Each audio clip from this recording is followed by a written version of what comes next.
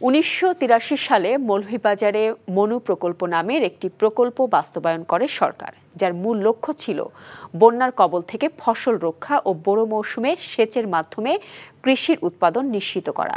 কিন্তু 4 দশক পার হলেও সেচ নালার দৈর্ঘ্য বৃদ্ধি না পাওয়া আর সংস্কারের অভাবে প্রতি বছর প্রায় 5,000 হেক্টর কৃষি জমি পানির অভাবে অনাবাদি হয়ে পড়ে থাকে।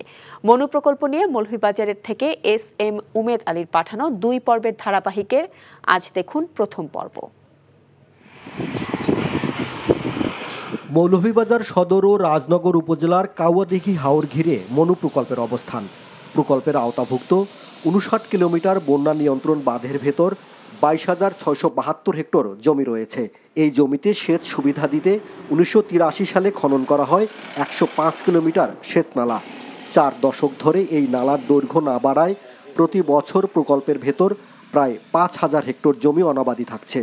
বিকাশে কম খরচে ক্যাশ আউটের লিমিট বেড়ে 50,000, প্রিয় এজেন্টও 2টা। আবার অনেক স্থানে সঠিকভাবে সংস্কার না করায় কৃষক তাদের জমিতে সময় মতো পানি পাচ্ছেন না।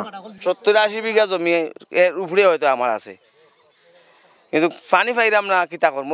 আমরা এই পর্যন্ত প্রকল্পর কোনো পানি পাইছি না। এখানে শুধু আমি নাই, এখানে প্রায় জায়গা আছে প্রায় 150 কেয়ার জায়গা, কিন্তু 150 কেয়ার জায়গার মধ্যে কেউ বিন্দু পরিমাণ প্রকল্পর পানি পাইছে না এই সিজনে। এই ড্রেনটা একবারে ছোটো থাকায় আমরা উত্তরাঞ্চলের চাষিগুলায় পানি পাই না। ড্রেনটা উপরের দিকেই বাঙ্গিয়া যায় গিয়া, আমরা নিচু এলাকায় পানি পাই না।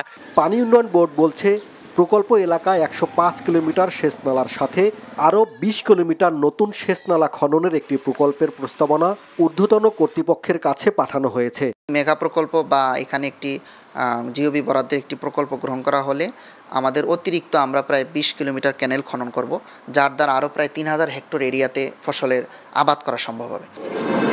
পুরাতন সেচ নালা সংস্কার পাশাপাশি প্রস্তাবিত 20 কিলোমিটার সেচ নালা দ্রুত বাস্তবায়নের দাবি কৃষকদের। NTV news desk. বিকাশে কম খরচে ক্যাশ আউটের লিমিট বেড়ে 50,000, প্রিয় এজেন্টও 2টা।